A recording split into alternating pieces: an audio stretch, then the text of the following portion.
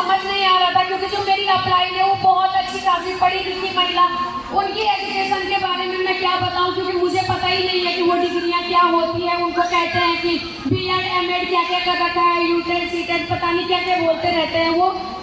तो मैंने कहा ये शायद पढ़े लिखे लोगों का काम है, क्योंकि मैं सिर्फ हाई स्कूल हूँ। और मैंने यहाँ पे जो है मुझे लगा मेरे बस का नहीं है, मैं नहीं कर पाऊंगी, लेकिन मेरी अप्लाई ने मुझे विश्वास दिलाया, भरोसा दिलाया कि नहीं तुम कर सकते हो। तो शुरुआत में मकसद था सिर्फ 9,000 रुपये का फोन जो मेरी माँ ने दिलाया है उसकी कीमत वसूल होनी चाहिए, तो वहाँ से शुरुआत की थी। एक ऐसे घर में मैं रहती थी जहाँ पे बारिश के दिनों में हम पूरे बिस्तर पे सो नहीं पाते थे, तीनों हम मेरे 2 बच्चे और मैं, हम तीनों 3 बेड के कोने पकड़ के सो जाते, क्योंकि बीच बिस्तर में पानी टपकता था और नीचे जो है बर्तन रखने पड़ते थे।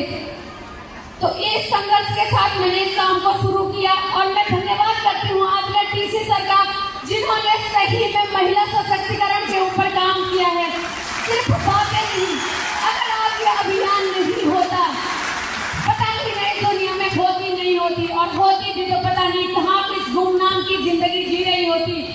तो एक ऐसी जगह से आने के बाद जो है मुझे यहाँ पर आज इस लेवल पे, स्टार पर्ल के लेवल पे हूँ। और पहली बार जब मैं नेक्स्ट जनरेशन के प्रोग्राम में आई थी, मैं उस कोने में एक जगह पे बैठी थी, मैंने यहाँ पे लोगों को सुना और मैंने कहा रिम्पी अभी तुम्हारी भी उम्र है, तुम कर सकते हो। और एक दिन जो है अंडर 30 के रूप में यहाँ पे आना है इस मंच पे।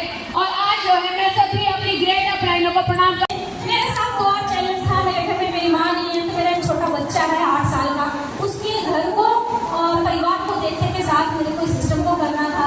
मैं सेमिनारों में कंटिन्यू जाना शुरू की और वीडियो के द्वारा मेरे को जानने को मिला कि आरसीएम करने के लिए जो जो चीजें चाहिए, जो जो गुण आपके अंदर चाहिए, वो एक पुरुष को सीखने की जरूरत है और एक महिला के अंदर तो ऑलरेडी होता ही होता है।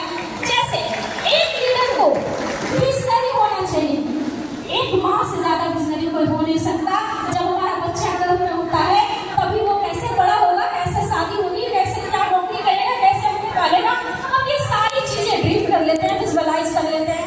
एक लीडर को मैनेजमेंट करने का बेहतरीन तरीका होना चाहिए। अलग अलग टीम में लोग आते हैं, अलग अलग तरीके के आते हैं, अलग अलग माइंडसेट के आते हैं और उनको लेकर के साथ में चलना होता है। हम लड़कियों को तो ये बचपन से ही सिखाया जाता है कि अपने घर से निकल के दूसरे घर में जाना है, अलग अलग माइंडसेट के लोग होंगे, हस्बैंड है, पति है, किसी को कुछ पसंद, कुछ पसंद, सबको मिलजुल करके चलना है। ये तो